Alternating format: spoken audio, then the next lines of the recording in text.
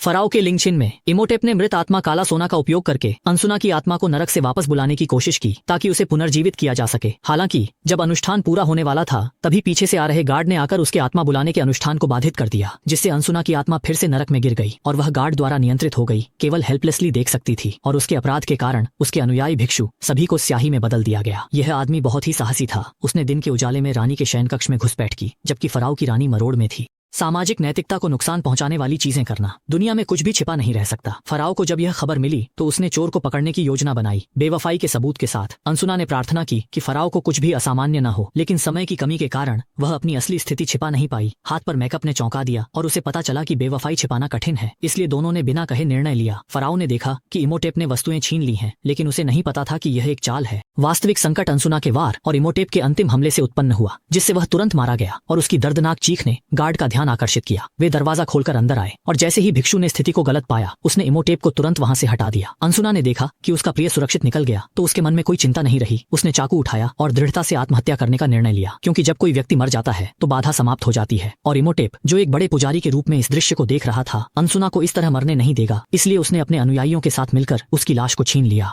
फिर हामनाई में प्रवेश किया, जिसे मृत आत्मा का शहर कहा जाता है। जहां तक इमोटेप का सवाल है, उसे सबसे क्रूर शाप से दंडित किया गया, जिसमें गार्ड ने उसके जीभ को चिमटे से पकड़ा और फिर एक छोटी तलवार से काट दिया। इसके बाद उसके पूरे शरीर को पट्टियों से लपेट दिया गया, जिससे इमोटेप को जीवित मम्मी बना दिया गया और उसे पत्थर के ताबूत में रखा गया। फिर उसमें एक पूरा जार पवित्र भृंग डाल दिया गया, जिससे वह अंतहीन भय में फंस गया। इसके बाद ताबूत को बंद कर दिया गया और एक विशेष चाबी का उपयोग करके अंतिम सील लगा दी गई, जिससे इमोटेप की आत्मा जन्मों जन्मों तक मुक्त नहीं हो सकी। लेकिन यह नहीं सोच सकता था कि 3000 साल बाद एक अनजान पुस्तकालय का कर्मचारी इमोटेप को पुनर्जीवित कर देगा, जिससे दुनिया बिखरने के कगार पर आ जाएगी। एक महिला ने मशाल उठाई और धीरे धीरे खुली ताबूत की ओर बढ़ी। अचानक सूखी लाश बिना किसी चेतावनी के सीधे खड़ी हो गई, जिससे वह डर से मर गई। तब ताबूत के अंदर से एक अनुपयुक्त हंसी सुनाई दी और जब उसने उस बदमाश चेहरे को देखा तो इवलीन ने राहत की सांस ली, यह जानकर कि यह उसके भाई जोना का मजाक था। लेकिन वह अच्छा नहीं लग रहा था, क्योंकि उसने हाल ही में संग्रहालय में डोमिनोज का खेल खेला था और शायद उसे बेरोजगारी का सामना करना पड़ सकता है। इसलिए उसने उसे अच्छा चेहरा नहीं दिया, लेकिन जोना ने उसे दिलासा दिया और एक ऐसा लोहे का डिब्बा निकाला जो उनके भाग्य को बदल सकता था। इवलीन ने उस नाजुक और प्राचीन चीज को देखकर तुरंत उसकी ओर आकर्षित हो गई और जानने के लिए तैयार हो गई। जैसे ही उसने स्विच घुमाया, लोहे का डिब्बा तुरंत खुल गया। उसने अंदर से मुड़ा हुआ कागज निकाला और पाया कि यह एक नक्शा है। इवलीन ने तुरंत पुस्तकालय के प्रमुख के पास जाकर उसे अपनी धारणा बताई, यह कहते हुए कि यह नक्शा हामनाई को खोजने में मदद कर सकता है, जहां फराओ का खजाना दफन है। बस एक खोजी दल को इकट्ठा करना होगा।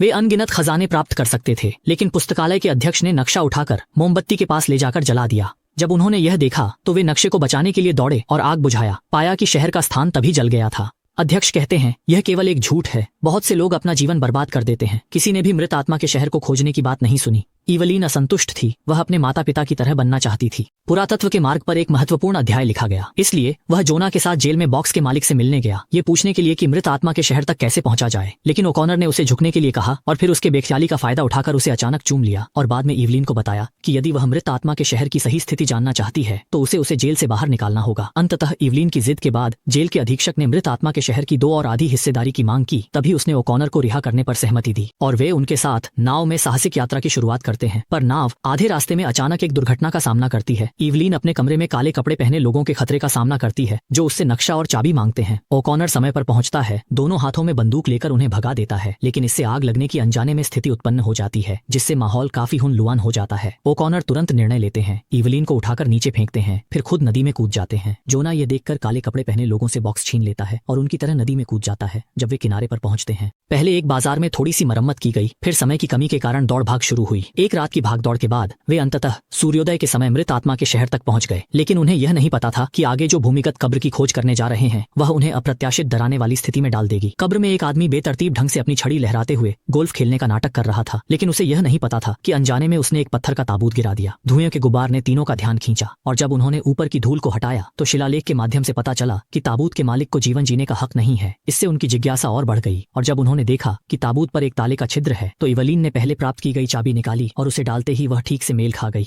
चूजों ने पत्थर के ताबूत को खोला और एक बहुत ताजा सूखी लाश बाहर आई। तीनों लोग डर से आधे मर गए, लेकिन उन्हें ताबूत पर मच्छरों ने आकर्षित किया। ऊपर के खरोंचों को देखकर उन्होंने अनुमान लगाया कि सूखी लाश को जिंदा बंद किया गया था और मृत्युदंड की खुदाई केवल शुरुआत थी, जिसने उन्हें और भी भ्रमित कर दिया और वे समझ नहीं पाए। वे अपने कैंप में लौट आए और सुना कि अमेरिकी टीम ने बहुत कुछ हासिल किया है। उन्हें इवलीन का सपना देखने वाला मृत आत्मा काला सोना भी मिला। उसने सोते समय उनके खिलाफ फायदा उठाने का फैसला किया। सफेद चुराने का मोड़ चालू करते हुए चाबी से मृत आत्मा खोला गया। हालांकि इवलीन को यह नहीं पता था कि उसकी हिम्मत हिम्मत और बेवकूफी ने प्रोफेसर को तुरंत रोकने नहीं दिया, जिससे अजीब घटनाएं घटित हुई। अचानक एक बड़ी संख्या में टिड्डियां उनकी ओर बढ़ने लगी और सभी लोग घबराकर भूमिगत कब्र में छिप गए। लेकिन जैसे ही वे भेड़िया के बिल से बाहर आए, वे बाघ के मुंह में चले गए, जहाँ उन्होंने देखा कि जमीन पर बड़ी संख्या में पवित्र भृंग निकल रहे हैं। तीनों ने अपनी जान बचाने के लिए पूरी ताकत से भागने की कोशिश की। आखिरकार वह सीढ़ियों के बाहर छिपने में सफल रही और अपनी जान बचा ली। इवलीन की किस्मत अच्छी नहीं थी। उसने एक तंत्र को छू लिया और गलती से एक गुप्त मार्ग में गिर गई, जहां उसे पुनर्जीवित सूखी लाश से सामना करना पड़ा। उसे मारा जाएगा। ओकॉनर ने नायक की तरह उसे बचाया और उसे खतरे से बाहर निकाल लिया। जब वे काहिरा वापस लौटे, ओकॉनर ने इवलीन से जल्दी जाने के लिए कहा। उसने मना कर दिया, जिससे दोनों के बीच बहस हुई और वे बुरा मानकर अलग हो गए। ओकॉनर ने अपनी उदासी को भुलाने के लिए बार में जाने का फैसला किया। किस्मत के पहिए पहले ही घूम चुके थे और उन्हें पता चला कि जो शराब वे पी रहे थे वह खून की गंध थी। ओकॉनर ने तय किया कि यह सूखी लाशों की उपस्थिति का संकेत है, इसलिए उसने जल्दी से इवलीन को खोजने की कोशिश की। लेकिन तभी आसमान से एक उल्का गिरा। बड़ी तबाही मच गई। जब दोनों लोग छिप रहे थे, तभी वे दीवार पर खड़े बैनिक से टकरा गए, जो अभी तक सवाल पूछने का मौका नहीं मिला था। तभी ऊपर से अचानक चीखने की आवाज आई। वे तुरंत जांच करने गए और सोफे पर सूखी लाश देखकर समझ गए कि यह सूखी लाश का काम है। ओकॉनर ने तुरंत गोली चलाई उसे मारने के लिए, लेकिन इसका कोई असर नहीं हुआ, बल्कि एक निर्दोष बिल्ली ने उसे डराकर भगा दिया। फिर वे लाइब्रेरियन के पास गए और उसकी जुबान से पता चला कि सूखी लाश फिंग यिन किया गया बड़ा पुजारी इमोटेप है, और उन्होंने यह अनुमान लगाया कि वह इवलीन को बलिदान के रूप में इस्तेमाल करेगा। अंसुना को पुनर्जीवित करने से पहले नरक का रक्षक एक बिल्ली उसकी सबसे बड़ी दुश्मन होगी। अंततः उन्होंने योजना बनाई कि वे संग्रहालय जाकर सूर्य क्रिस्टल के सुराग खोजेंगे, ताकि वे इमोटेप को नियंत्रित कर सकें। लेकिन जब वे शिलालेख में भाग ले रहे थे, इमोटेप ने अपने अनुयायियों के साथ संग्रहालय को चारों ओर से घेर लिया। सौभाग्य से उन्होंने पहले ही कार चालू कर दी और भागने की तैयारी की। हालांकि जब वे निकलने वाले थे, तब उन्हें बैन्नी ने देख लिया, जिससे वे संग्रहालय से भागने में सफल हो गए। लेकिन वह इमोटेप से बच नहीं पाई। अंततः इवलीन ने समझौता कर इमोटेप द्वारा ले जाया गया, जबकि ओकॉनर और अन्य लोग पुस्तकालय के निदेशक की मदद से नाले भागने में सफल हुए। फिर अपनी नाराजगी के साथ एक वायुसेना के पूर्व सैनिक के पास जाकर उसने एक निर्णय लिया। यह आदमी अभी एक तूफान से बाहर आया था और उसने आसमान में एक विमान उनकी ओर आ रहा है, इसलिए उसने एक योजना बनाई। एक शेर की दहाड़ की और आकाश में धूल की लहरें उठी, जिससे ओकॉनर की आंखें चौड़ी हो गईं। वह विश्वास नहीं कर सका और चिल्लाया, जल्दी गैस पेडल दबाओ।